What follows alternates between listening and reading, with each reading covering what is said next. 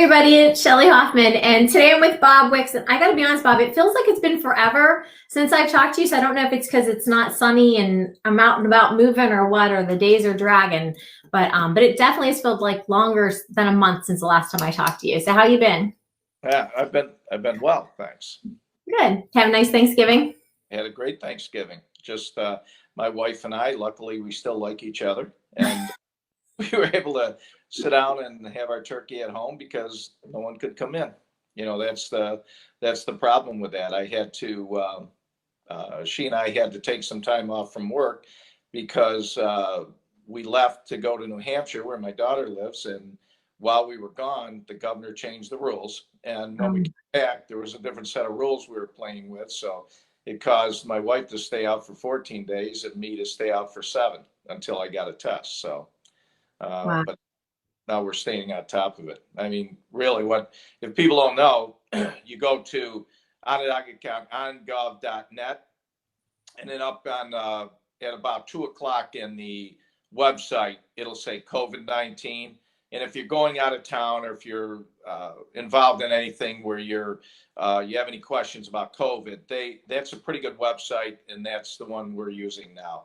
So if you're going to go out of town or anything, you should check that first because they update that pretty regularly. That way you won't get caught flat-footed, kind of like I did.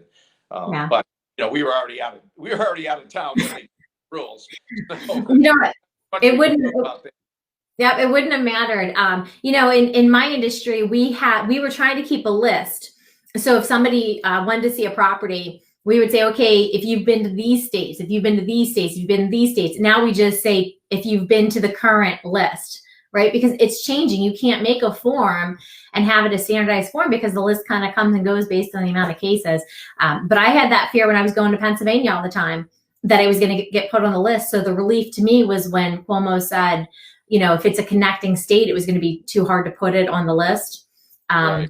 Because I'd go to Pennsylvania and then just hope that I could come back in and keep working. But, you do what you can. You wear the mask, you sanitize your hands, and you try and stay away from people. But that's not the first time I've heard that people have left, come back, and they're quarantining. So, Well, but at least, I mean, with the way they have it now, if it's a contiguous state, Vermont, Pennsylvania, Jersey, you're okay. You can yep. go there and come back. If it's anything outside of that, then it's 24 hours. If you're only there for 24 hours, you're good, but you still have to take a test, and there are some rules with it. But Yeah. so stay home, I guess. Yeah, you're right, and we haven't talked about that in a while because I think we kind of got into the term everybody hates, but that new normal. But I was talking to someone the other day that was going to golf at one of those states, and he called and they said, as long as you don't spend the night, you're fine. You can come in, you can golf, and this was obviously one of the nice random days that we had, and then leave. And he said, it wasn't worth it. It wasn't, to wake up that early to go golf to drive back. So they just canceled their trip. So I know when I went up to New Hampshire, if you were from out of state, they wouldn't even let you golf. You had to be an in-state resident. to go golfing. Yes. That's interesting too. So what's been going on with the town since we last spoke? Well, if people go by the park, we had about 72 trees taken down there. They were diseased trees, and we were able to. And I said this at the meeting. We started out with the cost was going to be 27,000. I think the eventual cost is going to be under 5,500 because CNY Crops came in and they took the trees down for $3,500 because they use the trees for wood and things like that.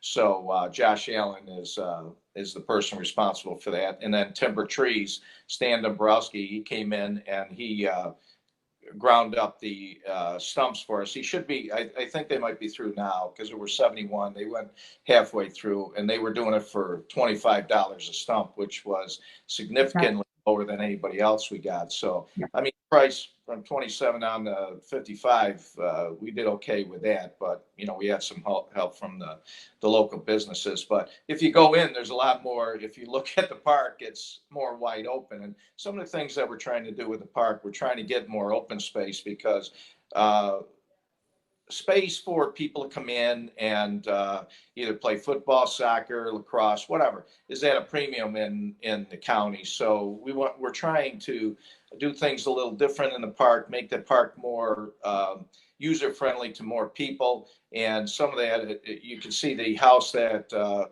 was purchased. We're going to eventually tear that down, but we're bringing in fill so we can make that a field. So there should be a lot more open space and field space for people to use in the future. We're just trying to do it in stages so it's a little bit more economical. We're trying to get some grants, but grants are few and far between. We have a couple out right now that about $150,000 in grants, and the money's just not being released. That's why that house isn't taken down. As soon as we get the money, we have some money for that house that should come through. And when it does, we're going to take that down and start clearing that out so it's not such an eyesore. But we can't do it until we get the money.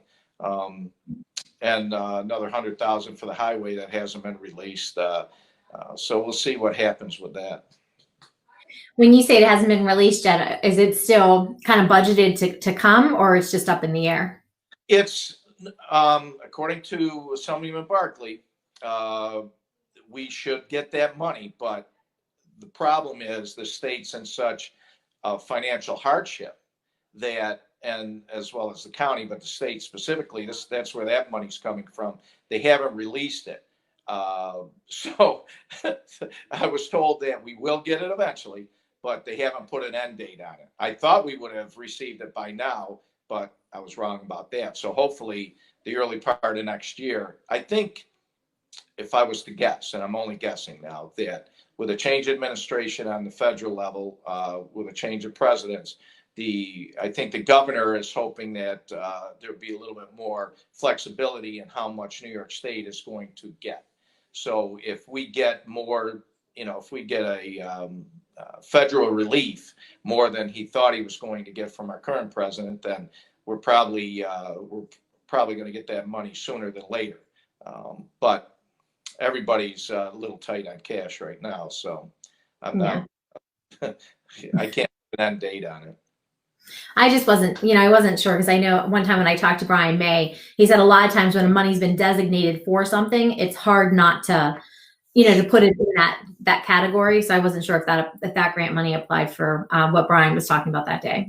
Yeah, he was, but he was probably talking about county money, because when the county allocates certain monies to the towns or the villages, it usually comes through. The state is a little bit different. It's not like we're not going to get the money, because I've been told we are going to get the money. They just can't tell us when. Okay. So I think on the county level, it's a little bit more. It's a smaller budget, so they're able to, once they allocate it, they push it out and we get it. On the state, they got a lot of moving parts. So I know they're talking about layoffs and things like that. So they're probably trying to figure it all out right now.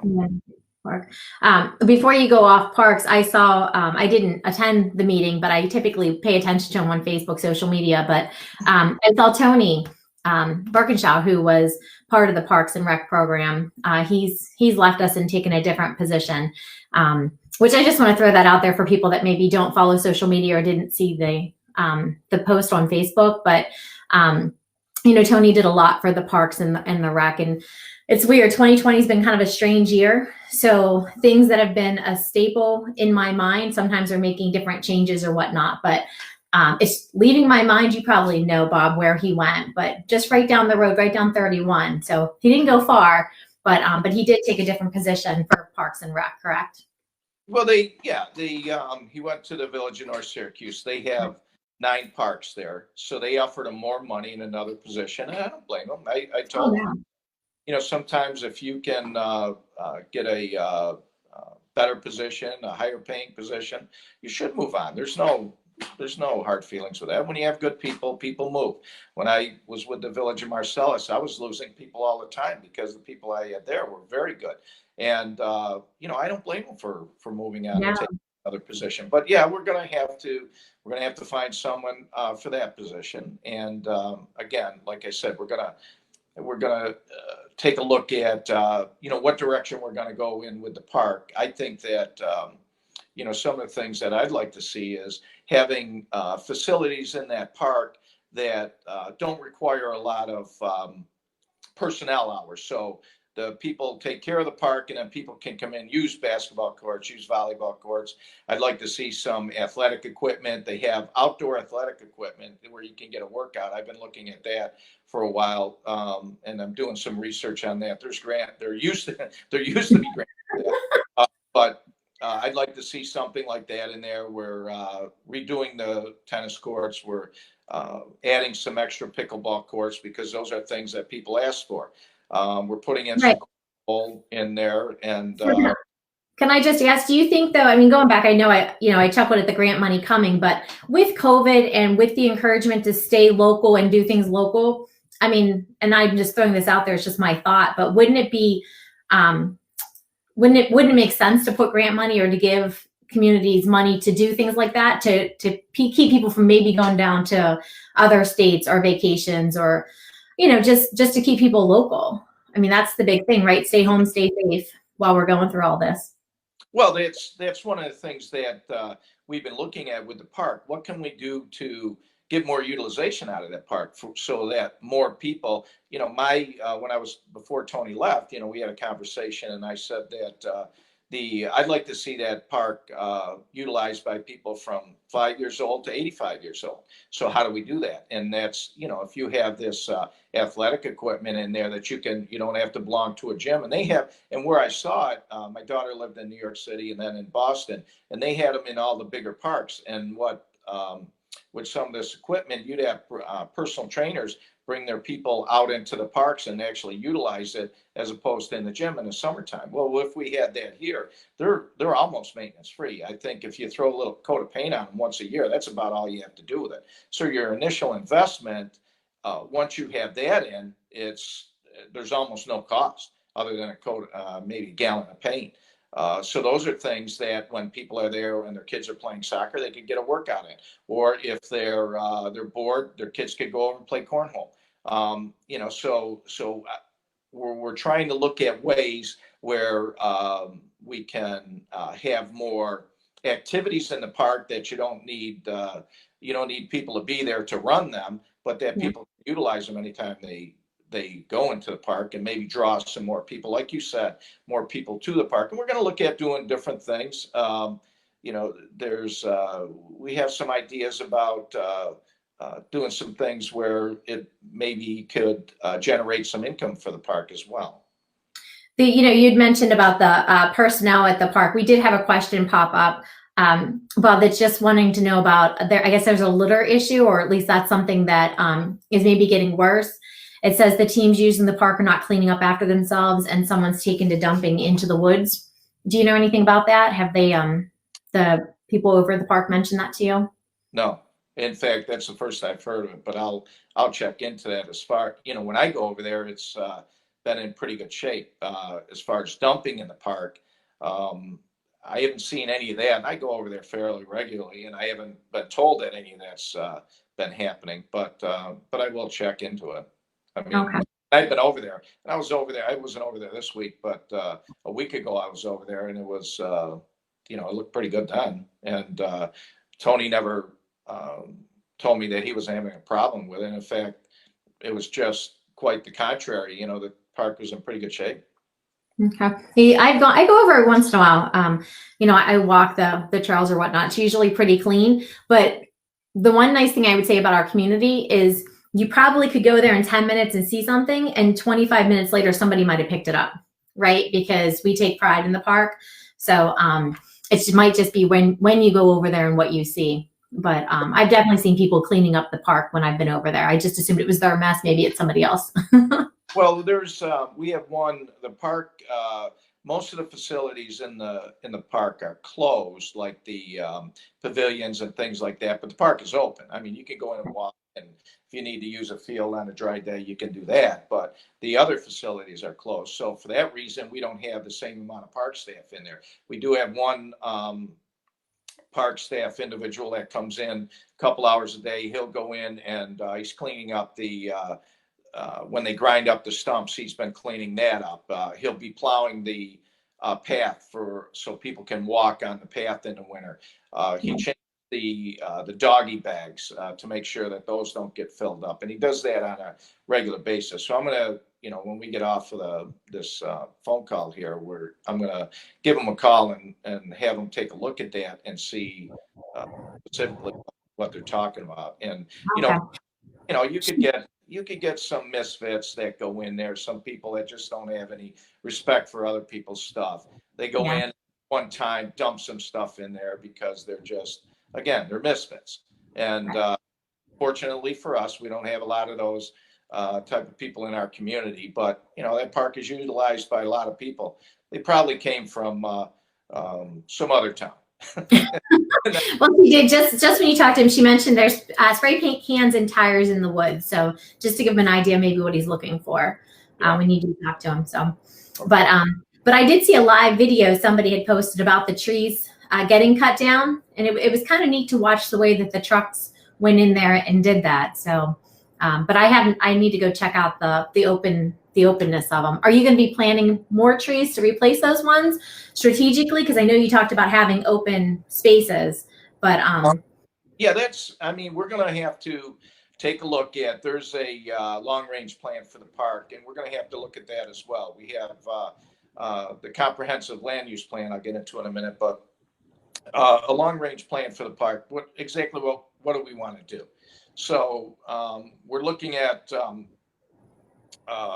acquiring some land in back of where the path is now on the back side of the park. It would be on the northwest section of the park. That would add double the amount of wooded area that we already have. And, we were looking at getting a grant to extend that path from a half a mile to a mile. So that would be the wooded area. The other areas we're looking at trying to provide more open space. That doesn't mean there won't be any trees there, but we'll have to take a look at, okay, where are we going to put the fields and things like that, and make sure that we don't plant trees where we want to have a field, maybe around it strategically. So that's going to be a long-term plan that we'll take a look at. Nice. So other than parks, what else has been happening with the town of Lysander? Well, like I said, the comprehensive land use plan, that's a plan for the town that we have put a committee together, and there's I think there's 10 people on the committee, and they come from all parts. There's agriculture in there. We have people from business. We have people, there's a couple of board members that sit on it. We have an engineer, we have an architect, and a developer. So when I put that committee together, I tried to look at getting as much diversity on it as we could, so everybody's represented. And what we do is we take a look at, okay, they just redid it 5 years ago, and it hadn't been updated for, I think, 20 or 25 years. So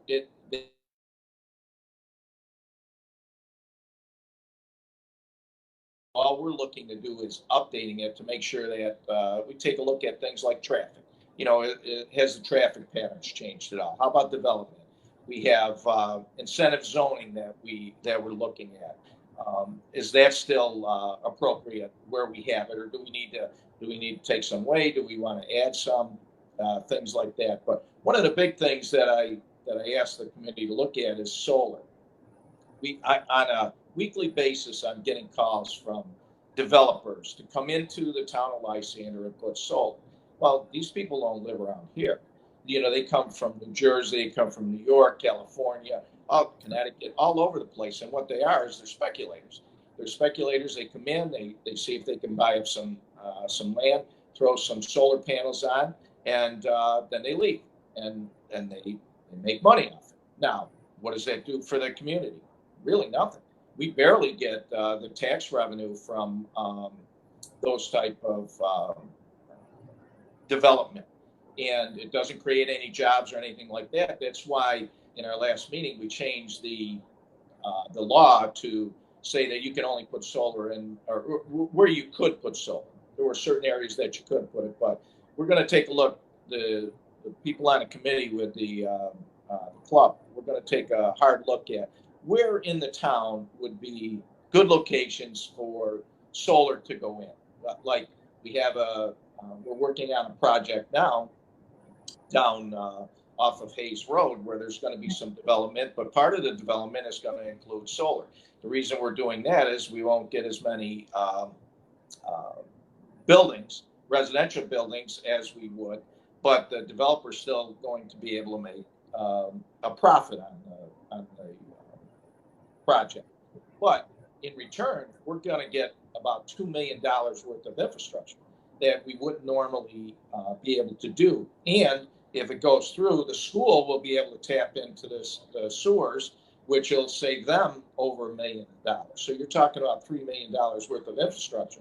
Those type of things, when it benefits the town, those are things that we're going to be okay with. But if it's just people coming into our town, utilizing our space so they can make a profit on it and go away, I don't think that's something that the residents of the town want to be involved in.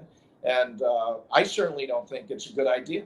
There's no benefit to the residents. In fact, it's taking up area that we could maybe develop in some other way and bring in more tax revenue. If we're gonna have development, we should be compensated with our tax revenues. And the solar really doesn't do that. We had to. They come in and we get told what we're going to get from it, from these solar projects. We actually did some negotiating on our own, so at least we're going to be made whole for the amount of taxes for the land that they're going to be taken up. But it's different if you put you put something in the industrial development area that creates jobs and provides a higher tax base. There's a benefit to the residents. The solar, very little benefit to the residents of their community. Somebody actually commented on Matt said that the solar contracts really only benefit the solar company. So it seems like you're not the only one that, obviously has that thought process. When you talk about the solar down there off of Hayes Road and the benefit being the infrastructure, we had talked about it, I think, a few months ago, right? Over the septic area, maybe Palmer School, things like that. Is that the same project? That's the project, yeah. And that's Okay. We're still working on that. I mean, they don't happen overnight, but we're moving forward with it. But yeah, that's a good project for the community because it would allow all of those developments, Amelia Park and Brick Walk, people along the river would be able to tap into the sewer systems where they wouldn't have been able to do that. And that's the developer is going to.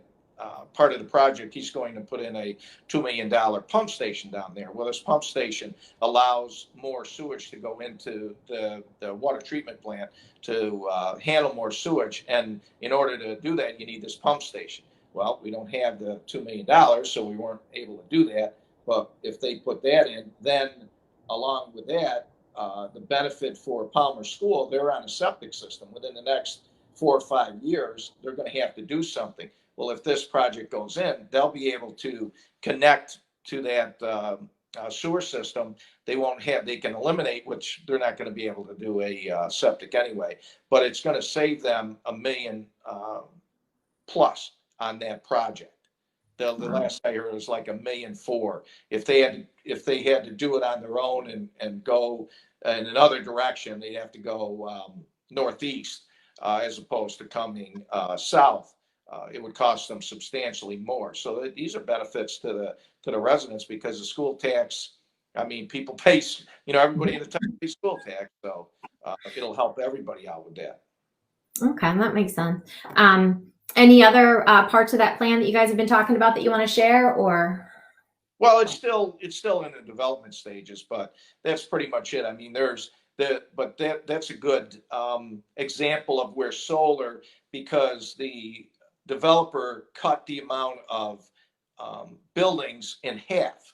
And in order to do that, he had to make up the difference in, he had to make up his profit somewhere. So he's putting in solar down in that area. But the nice thing about where he's going to be putting in this solar, it's really not good for a lot of other projects. And it's got natural barriers up so that it's not unsightly. So there's natural barriers with the woods in the areas that the solar is going to be in, and on 2/3 of it, it has a natural barrier. The other third, I saw the plans from the solar company that's going to be working with the developer, and the way that they cover those areas, they do a nice job with it. I wouldn't say it's attractive, but you wouldn't even know they were there. That's the nice thing about it, and it's tucked away. But we don't want it like in the middle. If these developers coming in, if we said, hey, you could stick it down in the middle of Baldwinsville, they'd say okay, because they don't live here. So that and that's the thing. They don't live here. So they're not just going to come in and start plucking away at prime properties and and then just walk away from it. And then we're stuck with it for 25 or 30 years. That's why this committee is going to be taking a look at it. Where are good locations where the developer could come in and maybe put some solar panels in, and in areas that maybe we couldn't develop, so that we would get some revenue from that, but we're not going to put it in prime areas where it's taken away from the aesthetics of the town, or prime areas where we could do some other type of development that would be much more advantageous to the community. Yeah, that all makes sense. I mean, a lot of things that you talk about seems like you're trying to find it, even if it's not an equal win-win situation, there's a benefit to both sides, which sometimes that's the best that you can do. As far as the more buildings and cutting the buildings in half, that's one of the complaints I hear a lot, is everywhere you turn, you're losing green space because this development's going in, that development's going in. So if it's land that can't I do hear that. And I think it's a few people, they ought to go out into the town. If you take a look at the map, and you've looked at the map in my office, there's a lot of space there. So we have plenty of green space. And one of the things that I've heard, we don't want, some people have come in and said, well, we don't want Lysander to look like Cicero or Clay with all those businesses all around on 31 all the way up. Well, first of all, it's impossible for us to do that, because 31, there's only a couple of locations where we can do that.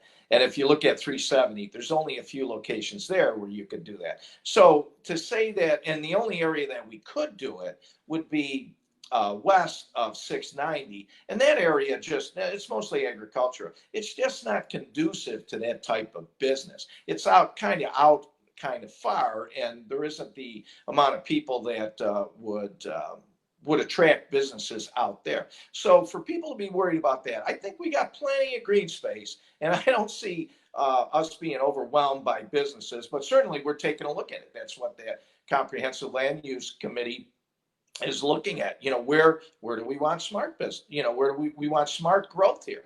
And what type of growth do we want? I don't think that we should stifle business, but there's some businesses that we might want to have here. And, what type of businesses are those? Certainly we don't want foundries. I don't think anybody wants a foundry in here, or a smelting plant or anything like that. But I think Budweiser's been a good neighbor to us. I think they provide, well, not a thing, they do provide a lot of jobs, and you don't even know that they're there. They're a quiet neighbor. I mean, businesses like that. McLean, I think McLean has been a good partner with the town. So there are a lot of things that we can do to get growth that helps spread out the tax burden on the community, but still maintains the quality of life that we're enjoying right now. Well, and that's the catch-22, because you need the businesses to come in to help with the taxes, right? If Budweiser wasn't here, our taxes would have to go up, because they pay a huge chunk of the taxes for schools and whatnot. But it is, it's a balance, Bob, what people want and see. But you're right. I saw the map in your office. Maybe one day I should post that on one of my sites so that people can see exactly what it looks like now. I have in one of my offices an old satellite map of Baldwinsville when Radisson was just getting built. I should take a picture of that and a picture of what's in your office and do a comparison of the two. But I'm all about change and development, as long as it's for the good of the community, right? Yeah, and that's why we have that committee put together. Someone from the business community and everything. you know, there's a wide range of interest on that, or experience on that committee. So they should be able to come in and have a pretty good idea, you know, what we should be looking at, you know. But yeah, I don't think we're going to be overdeveloped, at least not while I'm in there. I mean, I don't think that there's the interest there, but there are areas where people would like to see sewers. So if you want sewers in, you know, sometimes you have to have some growth, and that comes from development. And but if you do smart development, you know, you don't oversaturate areas. I mean, we got plenty of areas that could withstand some developing, and it won't you know, ruin the quality of life that we enjoy now. But you know, some people just don't like change at all. I mean, they want it to look the same way. Well, that's okay, but the same 100 people are going to pay all the taxes, and the taxes aren't going to, they're not going to stay the same. They're going to go up. So in order to spread the burden out, we need to have more people here, and businesses and things like that, to spread that out, because costs are only going to go up. Yeah, that's true. So what else has been going on in the town, or with you, that you want to share with the community? Well, we've been pretty lucky at the town. We've because of the physical structure of the town hall, we're able to keep most of our visitors right in that main lobby area, which protects them from us and us from them. But we have had a couple of people that have been exposed to COVID, and they had to take some time off, but it had nothing to do with what we were doing at the town. But I think it's only going to get worse before it gets better, because we're coming into a time when everybody's locked down a little bit. So with the town, if you come in, you're going to notice that, you know, before we relaxed a little bit during the summer, we relaxed it. We were, you know, we brought some people in the back. We all had our mask on and things, but we cut that out. If you're not an employee, you're going to be restricted to that area in the lobby. And that's to make sure that we can keep the town up and running, because it is, you know, starting to we are having more cases in Lysander and throughout Onondaga County. We certainly don't want to go to that orange area. We go into that orange zone, and now all of a sudden businesses are shut down.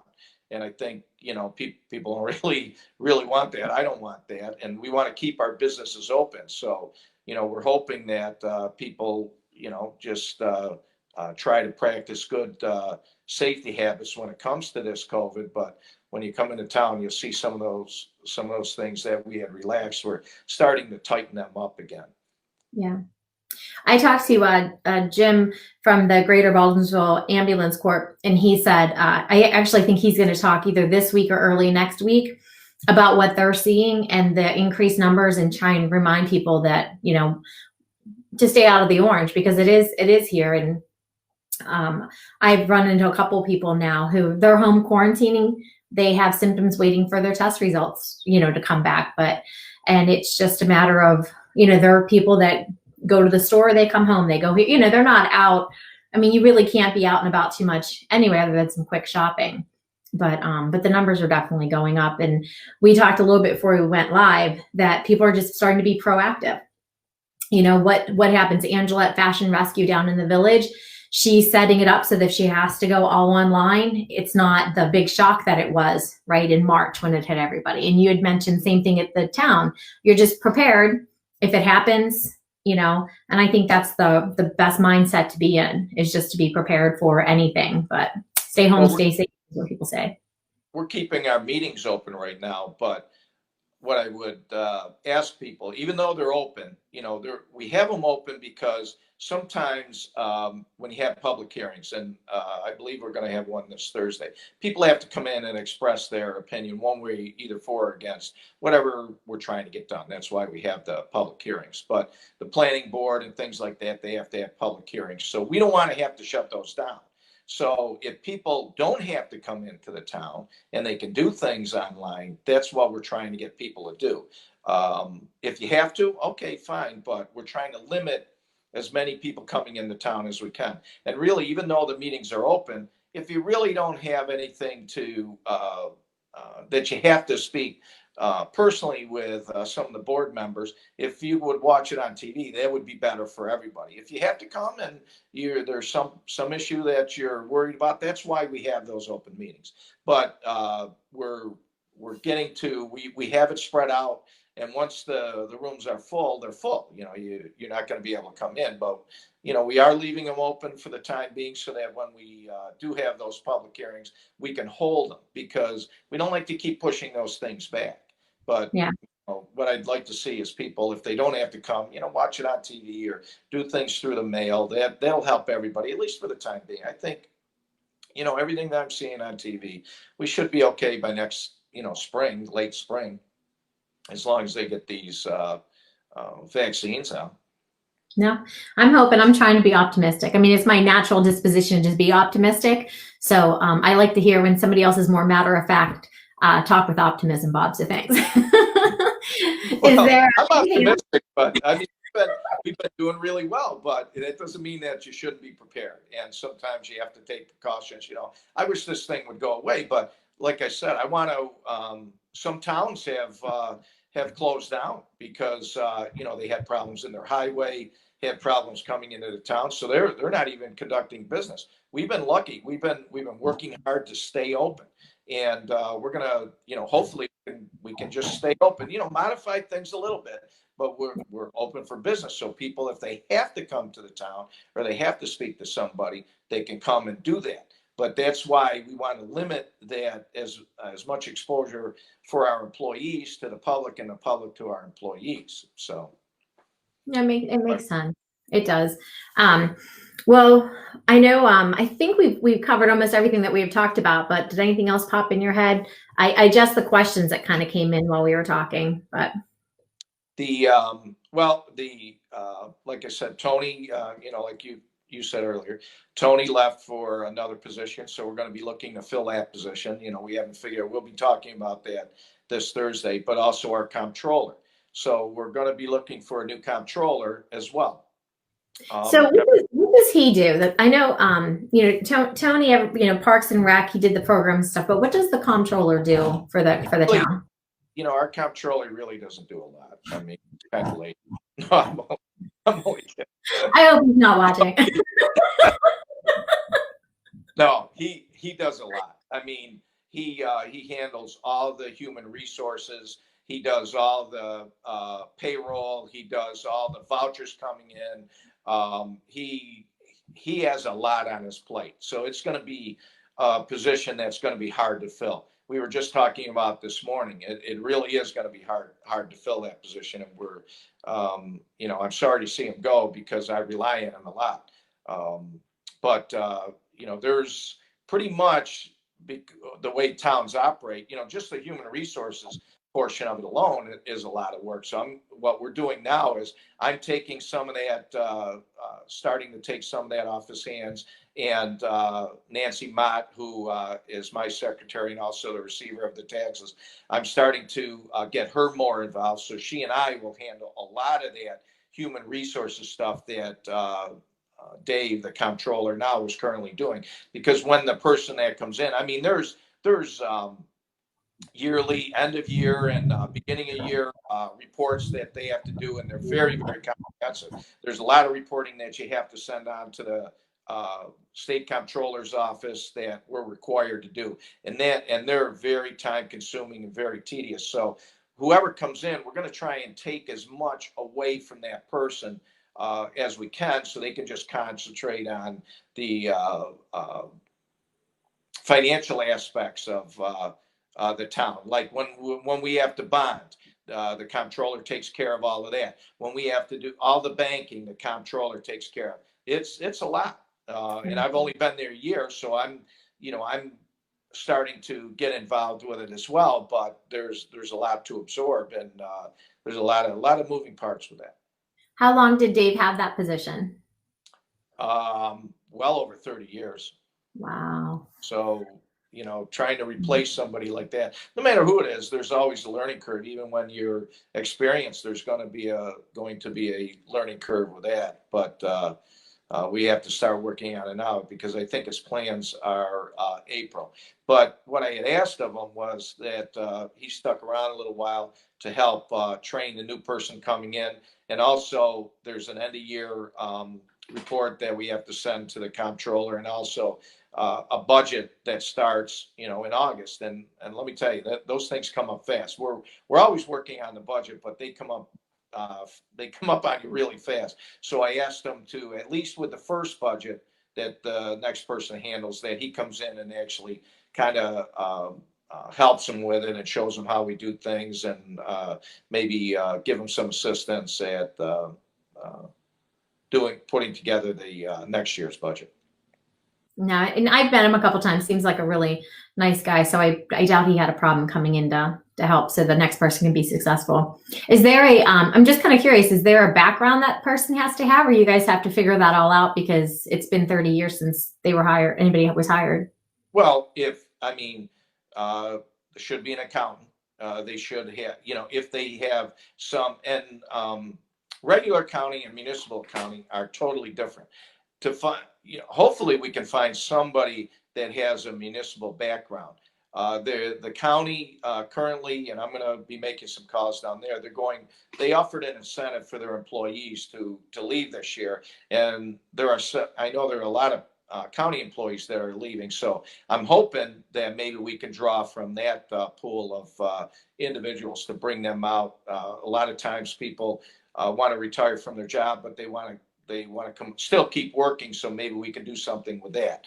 But yeah, it's not going to be an easy one to fill. But you have to be an accountant. You have to be good with numbers. You have to be organized. If you have some municipal accounting, that's a big plus. That'd be great. But I can tell you that village and town, they're different. They work with the same numbers, but they are different.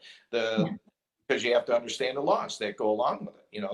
There's all kinds of laws and reporting statutes that you have to conform to that come down from the state comptroller's office. And I've been sitting through some of those webinars, and there's a lot to absorb. But I try and take as much off the comptroller's plate as I can, so that whoever he or she is can just concentrate on that. No, well, that'll be interesting. I know the village is looking for somebody, and so it was interesting when you said village and municipal. It's all different, county, state, probably, like you said. I know if I call Clay, sometimes I get a different answer than Lysander, because even in the municipalities, things can be a little bit different.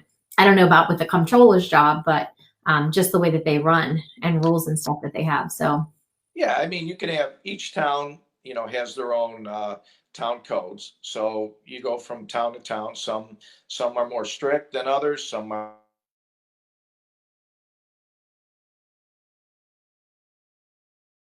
nice. Clay has over 60,000 people. We have 23,000, 24. So they're like 2.5 times the size of us. So you probably have two and a half times the staff up there as well. yeah, it's true. So, okay. Well, and like I said, I feel like I haven't talked to you forever when I started this. So, we've been talking for about 40 minutes. I don't know if it felt like 40 minutes to you or not. I could probably talk to you for 20 more, because you have a lot of information and I haven't seen you in a while. But was there anything else you wanted to cover before we part ways today? I think we covered everything that I wanted to, and we spoke about. But I hope everybody has a nice Christmas, and I hope that we can keep our area, maybe get out of this yellow zone. That would be good. And we need help from the community. I think that if everybody takes responsibility for themselves, I think collectively we can knock this down so that our businesses don't have to shut down, because I don't want to see them shut down. There's a lot of business people here that they're doing okay now, but if they have to shut down again, that's tough on them. I listen to a lot of them. A lot of them lost a lot of income, a lot of revenue, and you have a lot of people working in the village and in the town that I personally don't want to see be laid off or be without a job. So we need help from everybody here to do our part. No, I agree. I talk to a lot of businesses, as you know, and it's a catch-22. You want to stay home, you want to stay safe, but you want to support the